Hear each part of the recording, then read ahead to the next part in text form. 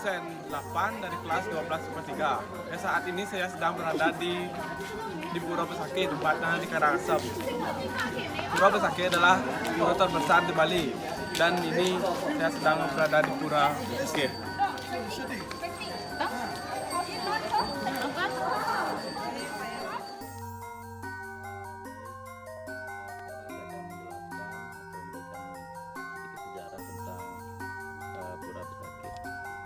Pura Besakih adalah pura yang terbesar di Bali atau sebagai sentral umat Hindu bersembahyang. Tepat sekarang kita berada di pusat Pura Penataran Agung atau di pusatnya Pura Besakih, yang mana Pura Besakih terdiri dari 25 kompleks pura atau 25 peleban atau masing-masing satu areal itu kami sebut kompleks.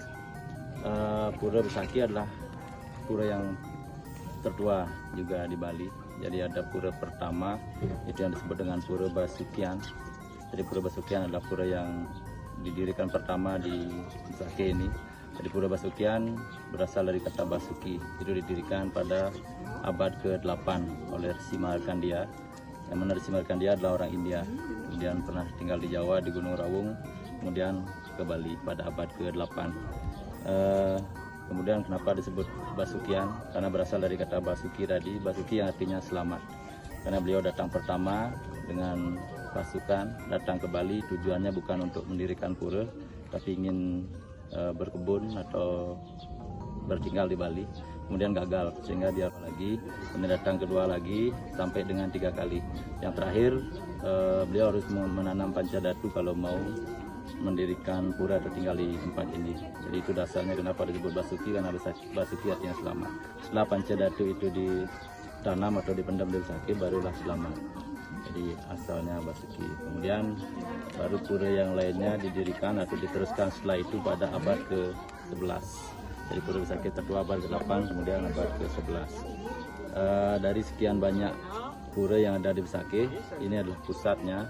Jadi pusat Pura Besakih namanya Pura Penataran Agung. Jadi di Pura Penataran Agung ini istana dari 3 dewa atau Trimurti. Jadi Padma 3 kalau kita di Bali menyebutnya. Jadi Padma 3 ini terdiri dari Brahma, Wisnu, dan Siwa.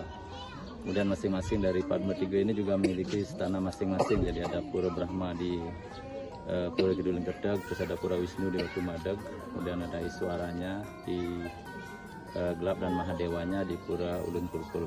Dan ini sentralnya dari Maheswara atau Siwa, Mahadewanya di tengah. Kemudian dari sekian banyak pura itu tentu ada masing-masing upacara. Jadi setiap 1 tahun sekali ada upacara besar. Kemudian ada juga masing-masing pura dengan upacaranya tersendiri. Itu ada hitungan setiap bulan sekali, ada yang hampir datang.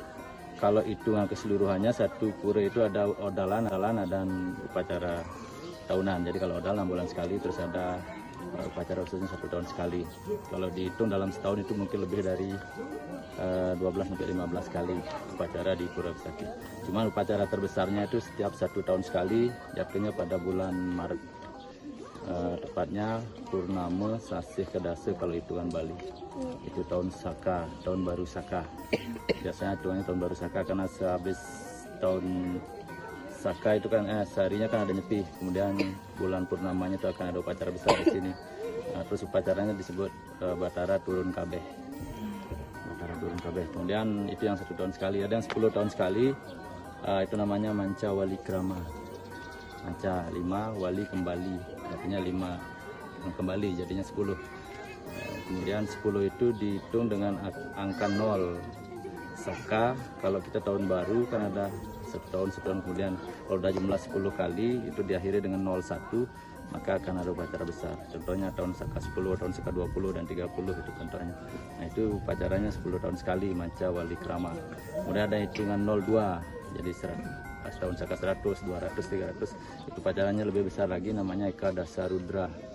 Itu sudah pernah dilaksanakan tahun 1979, akan lagi dilaksanakan lagi tahun 2079. Kalau yang 10 tahun sekali terakhir tahun 99, 19, 919, 2009, 2019 itu jadi. Nah, yang terakhirnya 2019 dan akan dilaksanakan 2029 yang akan datang lagi. Itu yang 10 tahun sekali. Kemudian di Pura Penataran Agung ini terdiri dari 7 tingkatan. Kita dari tingkat kedua, yang pertama sampai 7 mandala, simbol dari Sabta Loka, ada 7 arah menuju alam sunia atau alam Tuhan. Seperti itu keberadaannya. Ya, sekian video dari saya, semoga bisa bermanfaat bagi teman-teman. Saya aturkan Pramo Santi. Om Santi Santi.